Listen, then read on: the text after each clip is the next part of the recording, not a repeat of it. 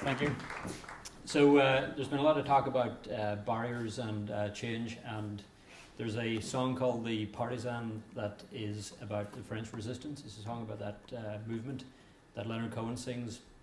I used to misunderstand one of the words in one of the lines, because there's a line that says, the frontiers are my prison. And I thought he was saying, the frontiers are my prism. And I think we can either be afraid of barriers and frontiers, or we can embrace them and try and learn and think about them and use them as a prism for new ideas. So Sigmoid is very much focused on the needs of the pharmaceutical industry, and we take a very patient-oriented view of what we do. So within Ireland, the pharmaceutical exports account for about 50 billion per annum. There was a blip last year, a fairly significant one, where Irish exports were down by about 10 million. And that was almost exclusively due to a drug called Lipitor for reducing cholesterol coming off patent. Within the $1 trillion industry that is the pharmaceutical industry, 6% of the exports or the products are actually produced in Ireland. That's a huge number. But within the next few years, drugs worth 100 billion are going to come off patent. This is referred to as the patent cliff, and that is actually the frontier that we are facing as an industry.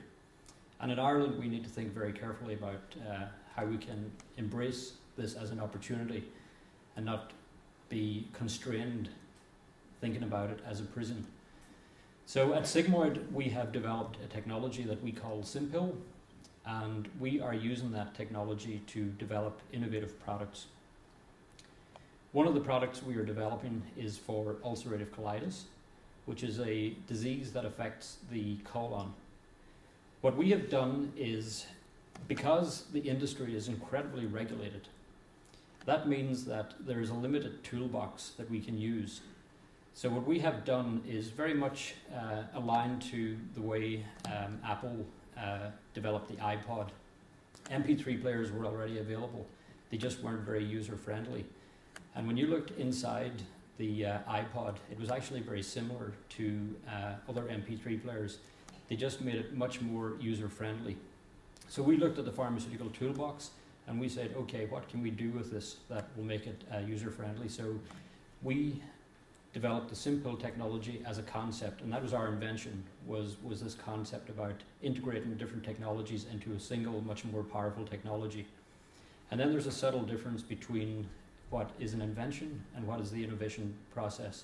And the innovation process is very much about taking that invention and breaking through the frontier, not seeing the frontier as a prison, but understanding, asking questions of the frontier to say, okay, what is it within this system that we need to use to develop a better product?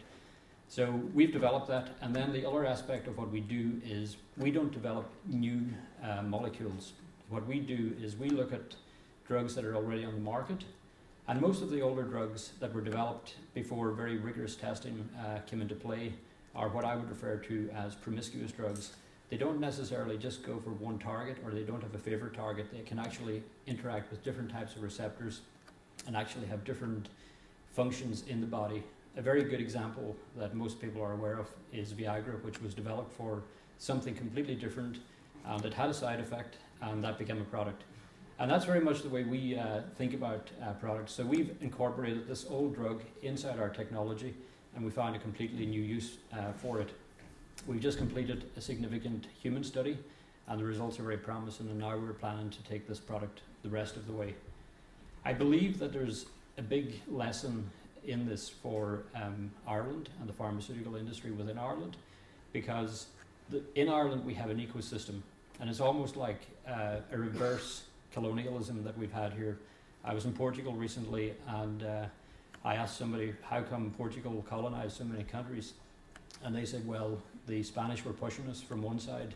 The only place we had left to go was the ocean. So it's again about pushing frontiers. But what we have in Ireland now is a lot of embedded expertise from all these pharmaceutical companies doing a lot of production. But what we also have in the last 10 to 15 years is the development of an incredible ecosystem of research. So at Sigmoid, what we do, we develop concepts, and then we work with both the academics in the universities to really pre-test these concepts, and then work with hospitals and clinicians all over the world to test these. But then the other very important bit is industry itself. And we actually use the expertise in the industry to scale up the product, because you could have the best invention in the world, but if you cannot scale it up and you cannot commercialize it, it's of very little value. So what we have is a very big risk to the pharmaceutical industry in Ireland. About 20 billion could come off patent and will come off patent in the next couple of years of product that is made in Ireland. But we have to embrace and think about how we can use the assets that we have in this country, not to lose that 20 billion, but actually to create much more value within the country. And I think by thinking differently and using the tools in innovative ways, we can create inventions and we can convert those inventions into innovative products. So I think the lesson is not to fear frontiers as prisons, but actually to understand them and really view frontiers from the perspective that they can be a prism that will give us new insights, new opportunities, new inventions, and new innovations. Thank you.